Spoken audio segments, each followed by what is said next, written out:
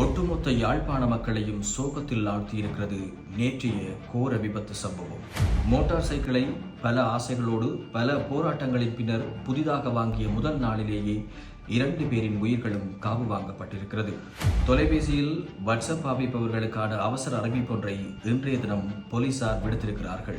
Elon மஸ்கினுடைய starling இணைய சேவை தொடர்பில் இலங்கை மக்களுக்கு மகிழ்ச்சி தகவல் ஒன்றும் வெளியாகி இருக்கிறது.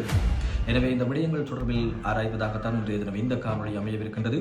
எங்களுடைய சேனலுக்கு புதிதாக வரவர்களாக இருந்தால் நிச்சயமாக அந்த பெல் பட்டனை அழுத்தி உங்களுடைய தொடர்ச்சியான ஆதரவுகளையும் தாருங்கள்.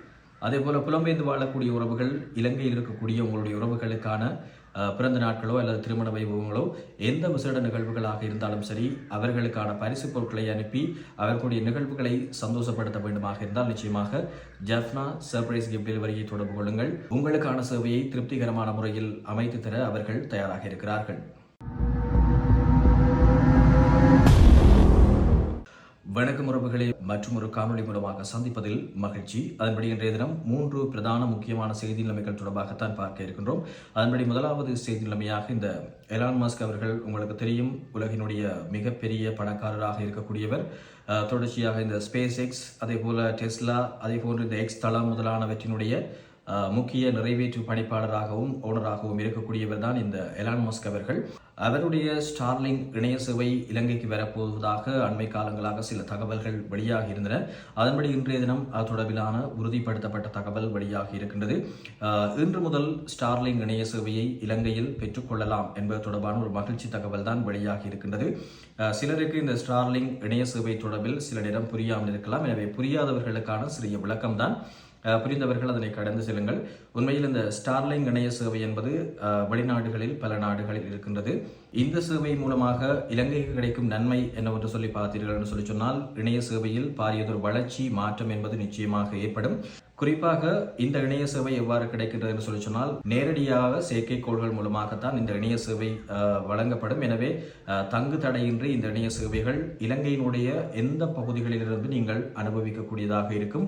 குறிப்பாக எங்களுடைய இலங்கையில் இருக்கக்கூடிய இந்த நெட்வொர்க் சிஸ்டத்தை பார்த்தீர்கள் என்று சொல்லி சொன்னால் மட்டுப்படுத்தப்பட்ட அளவில் தான் இருக்கும். குறிப்பாக நாங்கள் ஆழ்கடல் பகுதிகளுக்கு சென்றாலோ அல்லது உயர்மலை பாங்கான பிரதேசங்களுக்கு சென்றாலோ அல்லது ஒரு பேக்வேர்டான இடங்களுக்கு நாங்கள் சென்றாலோ அங்கு நாங்கள் அந்த 4G கவரேஜோ அல்லது 5G கவரேஜ் என்பது கணிசமான அளவில் பெற்றுக்கொள்வதில் இடையூறுகளை எதிர்கொள்வோம்.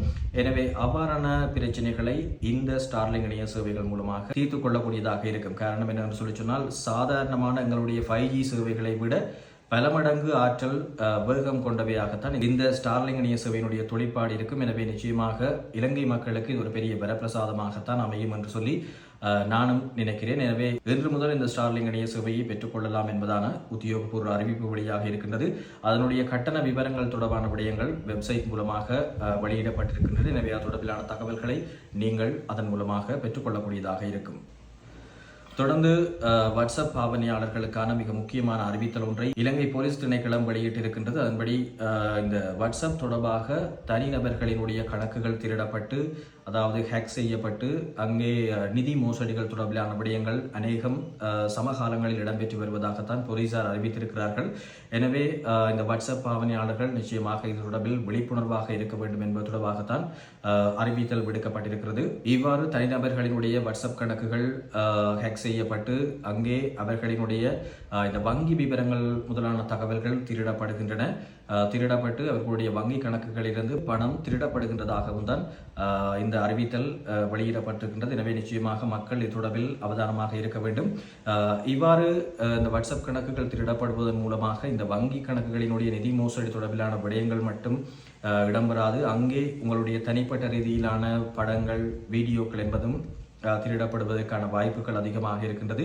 எனவே அவ்வாறு அவை திருடப்படுகின்ற பட்சத்தில் தவறுதலான இந்த இணையதளங்களுக்கு உங்களுடைய படங்கள் அல்லது வீடியோக்கள் காட்சிப்படுத்தப்பட்டு அதன் மூலமாக அவர்கள் வருமானத்தை தேடுவதற்கான வழிகளும் காணப்படுகின்றன. எனவே நிச்சயமாக வாட்ஸ்அப் பாவனையாளர்கள் இத்தொடர்பில் விளக்கமாக இருங்கள். உங்களுடைய வாட்ஸ்அப் இலக்கத்திற்கோ அல்லது உங்களுடைய தொலைபேசி இலக்கத்திற்கோ ஏதாவது இந்த OTP இலக்கங்கள், குறியீடுகள் வருகின்ற பட்சத்தில் அவற்றை அனைவருக்கும் அவற்றை பகிர்ந்து கொள்ளாதீர்கள். அதே போல உங்களுடைய வாட்ஸ்அப்பிற்கோ அல்லது எந்த சமூக ஊடகங்களுக்கோ சமூக வலைதள ஊடகங்களுக்கோ ஏதாவது தவறுதலாக தெரியாத நபர்களிடமிருந்து லிங்குகள் வருகின்ற பட்சத்தில் அவற்றை உடனடியாக கிளிக் செய்து விடாதீர்கள். அவை தொடர்பில் சரியாக பரிசீலித்துவிட்டு அதன் பின்னராக அந்த லிங்குகளை கிளிக் செய்யலாமா கிளிக் செய்யக்கூடாதா என்பதை உறுதிப்படுத்திக் கொள்ளுங்கள். நிச்சயமாக இந்த விடயம் தொடர்பில் உங்களுடைய நண்பர்களுக்கும் பகிருங்கள் அல்லது இந்த காணொலியை அவர்களுக்கு பகிருங்கள். என்று சொன்னால் அண்மை காலமாக இலங்கையில் இந்த பிரச்சனை அதிகரித்துக் கொண்டிருக்கின்றது. அதனால்தான் போலீசார் அவசரமாக இந்த அறிவித்தலை விடுத்திருக்கிறார்கள். அது மட்டுமல்லாமல் சில வேளைகளில் உங்கள் வாட்ஸ்அப் கணக்குகள் ஹேக் செய்யப்பட்டுவிட்டால் support@whatsapp.com என்ற மின்னஞ்சல் முகவரிக்கு நீங்கள் பயணித்து இது தொடர்பிலான பிரச்சனையை தீர்த்துக் கொள்ளக்கூடியதாக இருக்கும்.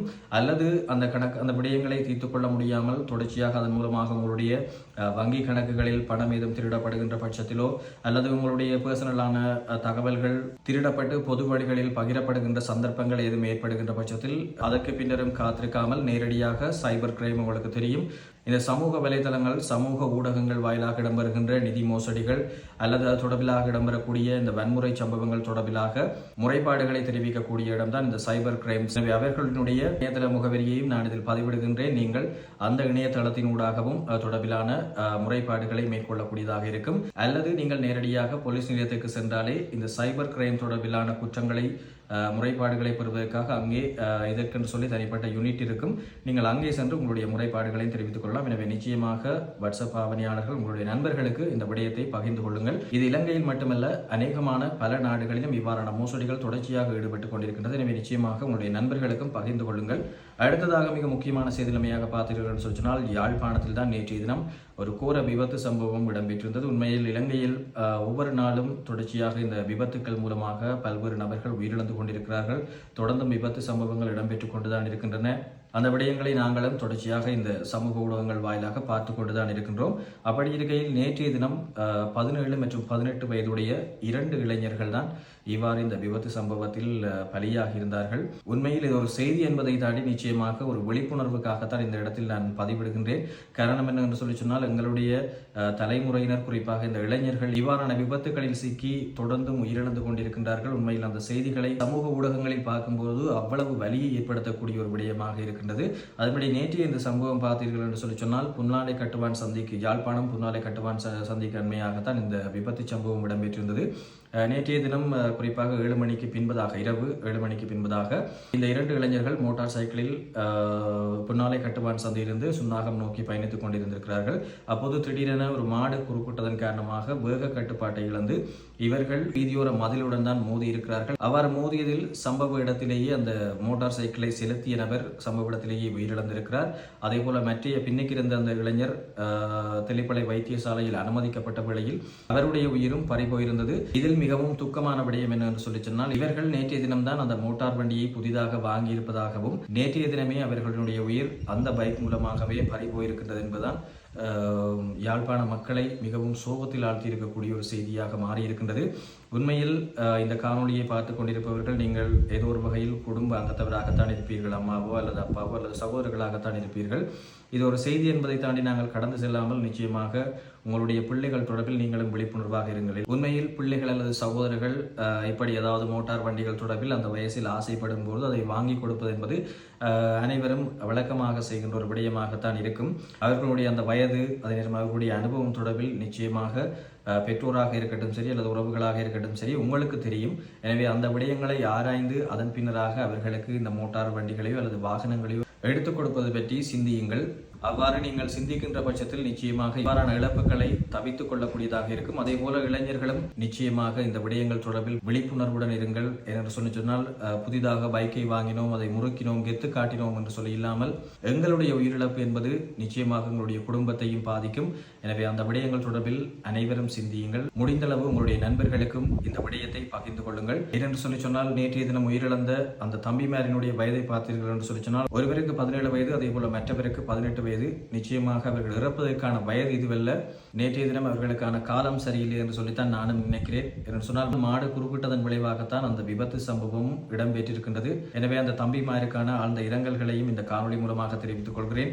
நிச்சயமாக மீண்டும் வலியுறுத்துகின்ற விடயம், இதை ஒரு சிறிய சாதாரண விடயமாக கடந்து செல்லாமல் உங்களுடைய நண்பர்கள் உறவுகளுக்கும் இந்த விடயங்கள் தொடர்பில் தெளிவுபடுத்துங்கள். முடிந்தால் இந்த வீடியோவை பகிர்ந்து கொள்ளுங்கள். இதே போன்ற தொடர்ச்சியாக காணொலிகளை பார்க்க விரும்பினால் நிச்சயமாக எங்களுடைய இந்த பேப்பர் பொடியின் சேனலை சப்ஸ்கிரைப் செய்து உங்களுடைய தொடர்ச்சியான ஆதரவுகளை தாருங்கள் மற்றும் ஒரு காணொலி மூலமாக சந்திப்போம். நன்றி, வணக்கம் உறவுகளே.